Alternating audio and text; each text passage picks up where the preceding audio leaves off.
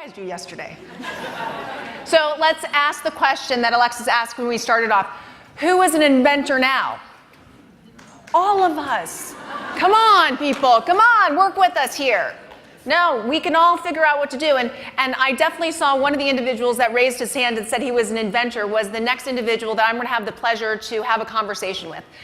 Zander Lurie is the CEO and on the board of SurveyMonkey. And as most of you know, SurveyMonkey is one of those incredible tools that many of us have the ability to use that allows us to create a free survey. And then if we want additional information, data analytics, we want to get the bias out of the data that we have, they do that for us. And so Zander has done a lot in his career. He's been a part of GoPro. He's had the opportunity to work at JP Morgan, CBS Corporation. He also is the co-founder of a nonprofit that helps critically ill children and their siblings. And so he has just a world of things that he's done. And he also is, as I talked about when I first got on stage, a CEO signatory to CEO Action for Diversity and Inclusion. So with that, Zander, I would love to bring you up.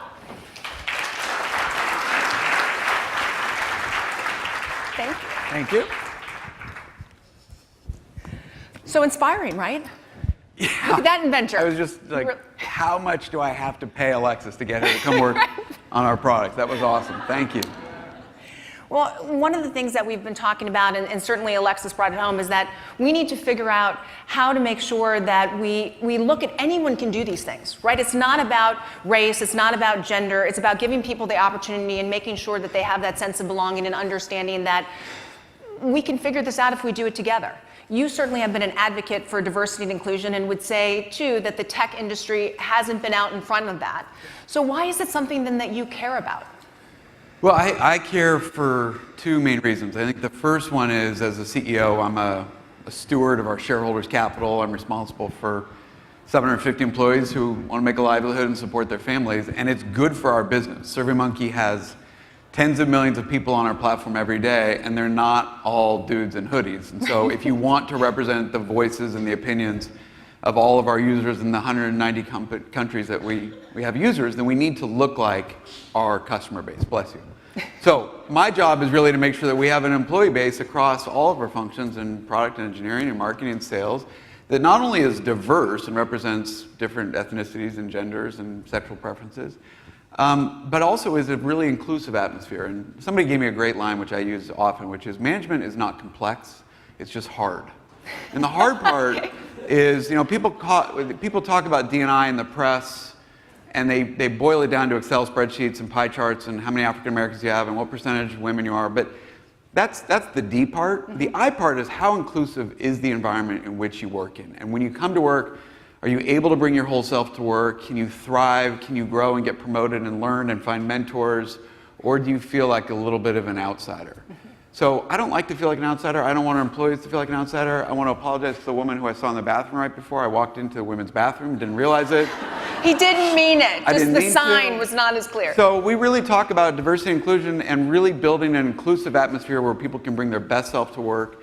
And that starts with, who do you employ? And you got to do hard stuff to make sure you have an employee base that is representative like your customer base. And the one thing that you've said is curiosity is really key.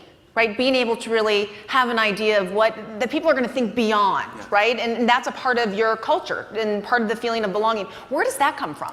Yeah, so SurveyMonkey, our mission is to power the curious. Our products stand for curious people getting the answers they need. And I like to say that our products are used by human beings who want to gather the voices and opinions of other human beings. Those are primarily their customers, their employees for market research, their patients, their students. And that means you need to care about what other people think. And so if I care about you, I ask for your opinion. Hopefully I synthesize that data and I can meet your demands or at least incorporate them as I'm making decisions. I say all the time we have 750 employees. We spend $10 million a year on healthcare. I have no idea what the 45-year-old mom from San Jose wants versus the 21-year-old kid who just graduated from college in the city. You have to ask other human beings what's important to them. And if you're curious, if you're empathetic, if you're a good listener, you will get better. I've been told we are in the relentless self-improvement business. And I like that. I like that curious people bring their ideas to work. We're born curious, and then over the years, that's stamped out of you by lame companies and lame cultures, and we don't want to hear you, or you are interrupted and mansplained, and your opinion is not valued, it's not heard. So we try and celebrate curiosity, we listen to the voices around us, and if Alexis is right, over time that will surface better opinions, better ideas, better things will get funded, people will get promoted for the right reasons, and ultimately those are the companies that are going to win. One of the stories that when we had a conversation you talked about was that listening part, and realizing that you got something wrong, and we'll go back to the bathroom since we were talking about Sure, let's go back to the bathroom. Let's go back to the bathroom. So tell, from a very tangible perspective, like how did you suddenly realize, like, oh, I'm a little bit off on something? Yeah, I told you on the phone. I mean, I am a walking case study of how many bad ideas you can have or how wrong you can be about your gut.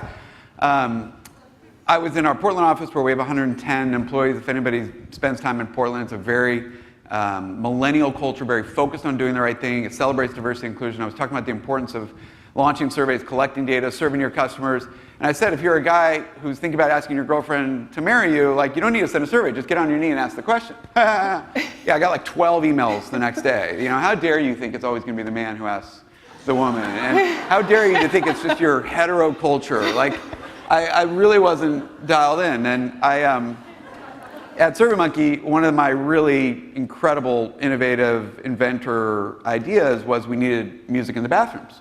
Given. Right? You all have music in the bathrooms? We do not at PwC. So the first day I walked in, the IT guy, I walked in and Total Eclipse of the Heart was playing. And I was like, we got to change the music. And the next day I walked in and it was like some heavenly song by Bryan Adams. And I was like, Philip, I want to sit down. I want to help curate As the CEO of this company, I'm going to get down and roll up my sleeves. I'm doing it. So I curated the playlist. It's freaking awesome. I've been enjoying it for months. And one of our attorneys, we have this really cool thing we do called Lunch Pals on Slack every week. You get paired with somebody randomly. The little AI thing pairs you, and Very cool. Shannon and Zander get together for lunch. We talk about our interests. We talk about non-work stuff. You get to know other people at the company. So Braden, one of the attorneys in our office, came in and said, hey, at the end of the day, the janitors are cleaning the bathrooms for hours and doing a bunch of hard work, and they're listening to all of your like Seattle grunge rock, and it's like, it's not their music. And I know that because they all wear earphones and like listen to their music. And we should have a more diverse, inclusive playlist. And so now we've started to rotate that, and I don't like it as much, but I think we all appreciate It's the diversity of it. Total You don't Eclipse have to, of the Heart. Oh my God, they can only listen to that so many times, especially in the bathroom. Well, going back though, one of the things that you were talking about was benefits, right? And also those individuals who come and do work, maybe not necessarily on your product every day, but work within your facilities.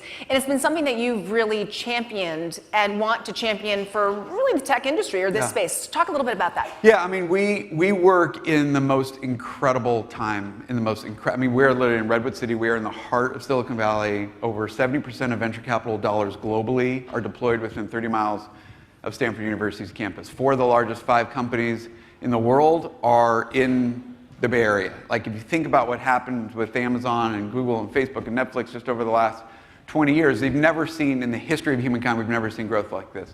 It is celebrated on the cover of Wall Street Journal and Forbes and Fortune. Stock options, the incredible food choices, the transportation benefits, the growth for, if you're 27 years old today, you don't even know what it was like to be born a generation ago. Like, of course I'm a senior vice president of engineering. Like, I demand a multi-million-dollar. It's an incredible time to live in, but that distribution has been so inequitably distributed. And it's not only just red states, blue states, California versus Iowa, white guys, African-American women who are paid 57 cents on the dollar. It's happened within our own companies. And when we look around, we have 100 people in our company who are contractors, who are janitors, who work in our kitchens, who work on a short-term basis.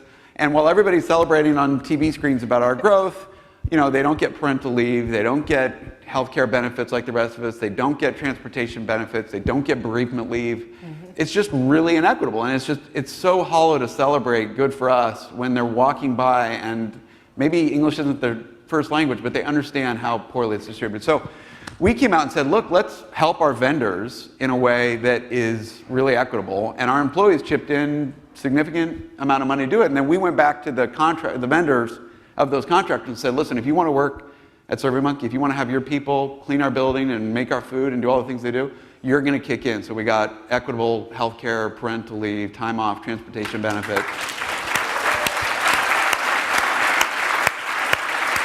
And it's one of the stories that like warms my heart is this woman named Rossi who built her business called Clean for Green.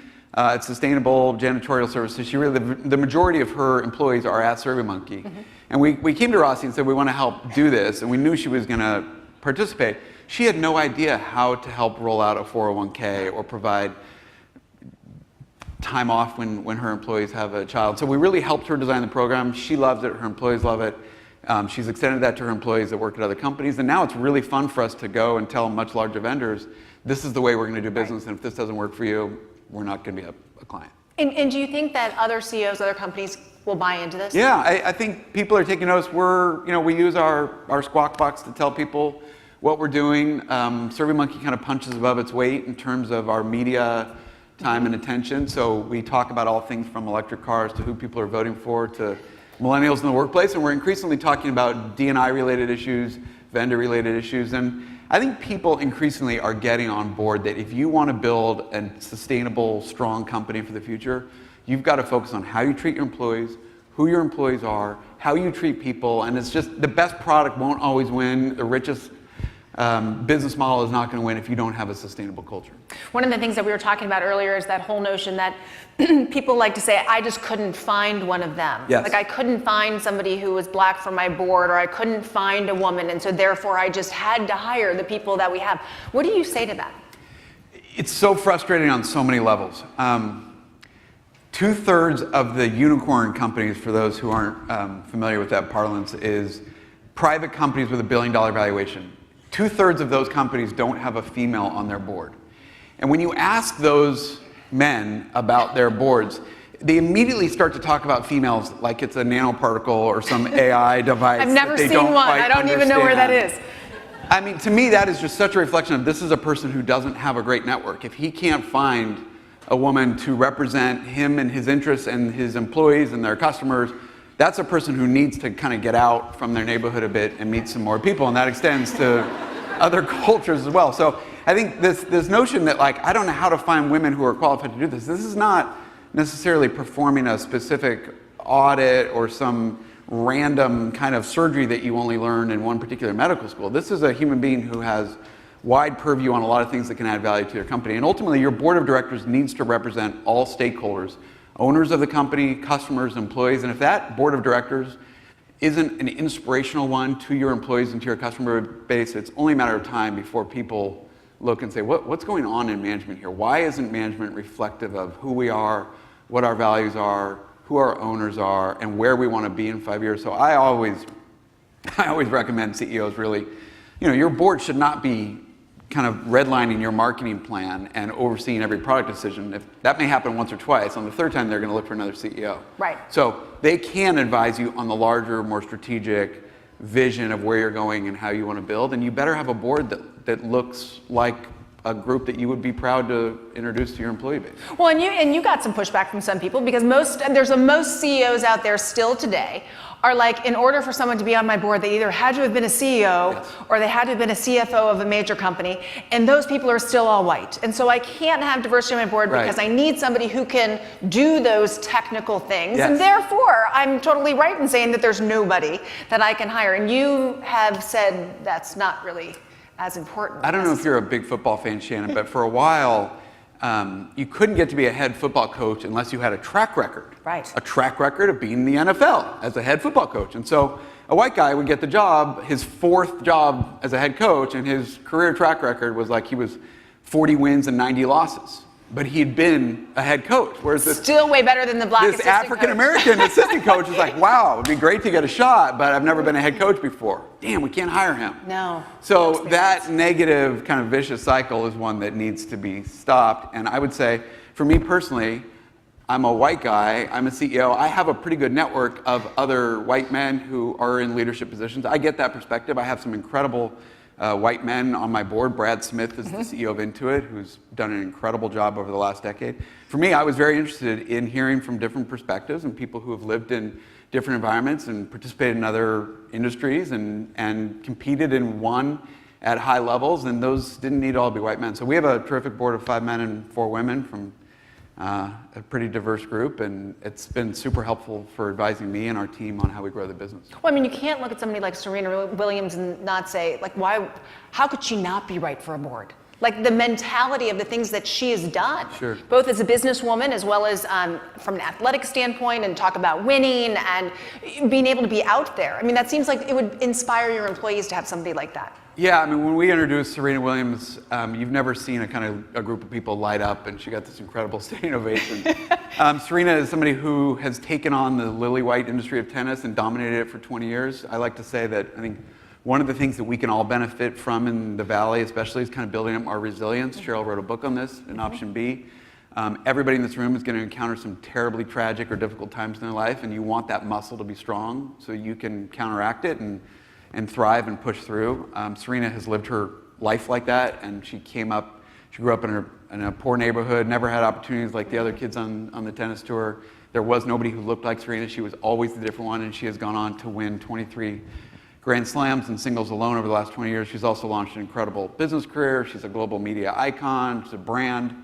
And she's been an activist on gender pay issues that really are important to me and our employee base for a long time. So she's helping us on our pay equity audit, and we're going to learn things, and we're going to right the wrongs that we know are in our company and in broader companies in America. Well, thank you for not saying that she had to be a big CFO or a CEO of another company. It's super helpful to have CEOs and CFOs. You just don't need all of them to look alike. Right, absolutely. So do you think that this is something, one of the things we've talked about today is how the tech industry, with being behind, how do you catch up? How are you going to work with your peers within, both from a geography standpoint as well as just within an industry standpoint, to say, okay, how do we help one another to get to a different place? Yeah, I mean, I think it has to be authentic. If you are a top in an organization or you're on the management team and you are prioritizing, all we really do is we have ideas, we have time, and we have money. And if you aren't prioritizing these issues because you think they aren't as important, or they're distracting, or the nexus between that initiative and ROI isn't going to pay off, then you are going to be found out. You can't fake your way through this because there is no silver bullet. We have a dozen different initiatives internally, from mentorship programs to diversity programs to employee resource groups. Like, there's just no thing you can download and put into the wild or go spend money on. I love that football you can throw through the window. There's no solve as elegant as that awesome football that Alexis has. So you have to do the hard work. You have to spend more money. Last year I went out to South Carolina to Claflin University. I'd never heard of it, HBCU. Yeah. I got introduced, everybody's like, bleh. And then Jessica Mong, who is one of our Nigerian engineers, was introduced, and it was as if Beyonce walked on stage. I mean, the place went crazy because she was an alumni and she is thriving in the Valley. And so you've got to go to places where you're going to get introduced to populations who can thrive in your company, and they're not all at Stanford and Berkeley. Right. What are some of the things, one of the things we've talked about is, there you go, yes, there we go. What can, as individuals, people do? As they go back to their organizations and they reflect on the diversity in their organizations, how that is impacting innovation, how that's impacting their culture, a sense of belonging, what can they do? How can they say that it's important to their leadership and to their CEOs and be able to have that conversation like someone did with you and said, hey, it's just not working for us? Like, how can they create that? Sure. I mean, again, we celebrate curiosity. I think you want to work in a place that wants to hear your voice, that enables you to ask questions, that celebrates the different voices in the room. And if you are finding that your voice is being rebuffed, or you're being interrupted, or if the loudest person in the room or the genius in the room is the one who's heard, you may want to try and change it, and over time, go somewhere else. There's Zander at SurveyMonkey.com. Like, there are better places to work. So I would encourage you to find an opportunity to make your voice heard, ask questions, make sure that everybody understands good ideas can come from all different geographies, verticals, voices. We have different templates that we use to help people ask better questions. And so if you are doing a diversity inclusion study in your company, or if you're doing an NPS study, you don't want to make those up on the fly, and that's why we put out templates and question bank on SurveyMonkey to help people. But encourage your company and your leadership team to adopt good best practices that you're reading about at other companies. And you are seeing, as Shannon mentioned, you are seeing across the globe today companies that are not doing it right. And I'll tell you, boards are taking notice. When Nike, who's one of the world's great brands, one of the great stocks of all time, on the front page of the New York Times, saw just how much gender discrimination and sexual harassment was happening at their company, I'll tell you who took notice that day: the board. Nobody wants to see her name on the front of the New York Times associated with Me Too, sexual harassment, gender inequity. So companies are taking note, and to the extent that you see things, be a leader inside your company. And if some dude tells you that's not your place, you're not supposed to be asking about that, tell him he's wrong. And if you hear it you hear it too many times, like, go to another company. There's a record low unemployment. There's a great opportunity to go to a better company. And that company will get marginalized. It's just a matter of time. And do you think now we are fundamentally at a different place? Do you think this conversation that we've gotten to some kind of tipping point? I think so, but I'm an optimist, and I feel like, again, over the last 5 years, somebody mentioned earlier, Sheryl Sandberg, who's on our board, she wrote Lean In. Sheryl was not the first feminist, but she sure wrote the book in a way that highlighted some, the parental leave policy. We rolled out equal 16 weeks for men and women. You know who that helped? Men who wanted to go home and spend time with their new baby. You know who else it helped? Women who were not now kind of deemed to be, I need to stay at home because my husband or partner needs to be back to work in 4 weeks. So, I think you are seeing more and more of these issues take hold, and people are recognizing that great companies in America, it's not patents or exclusive contracts that is going to defend your business. It is how you treat your people and how you help them innovate and grow those businesses. And the best way to do that is by creating a really healthy, awesome culture that people will thrive, because people will choose with their feet. And if you don't provide that culture, they will go elsewhere. Well, thank you so much for being here and for being so open and authentic to everyone here. And I just wanted to let you know, I think that this session, really that connection point between diversity and innovation, I hope that you've seen. And I hope that you've seen how each one of us can make a difference, is an innovator. And we have to make sure that the diversity that's there will not only create the culture and the sense of belonging, but we're going to be able to get to places to solve issues that we haven't been able to solve before. And so with that, just a little bit of housekeeping. You now have a break until 3:05, and then you go up to the second floor that starts your breakout sessions. So thank you, everyone.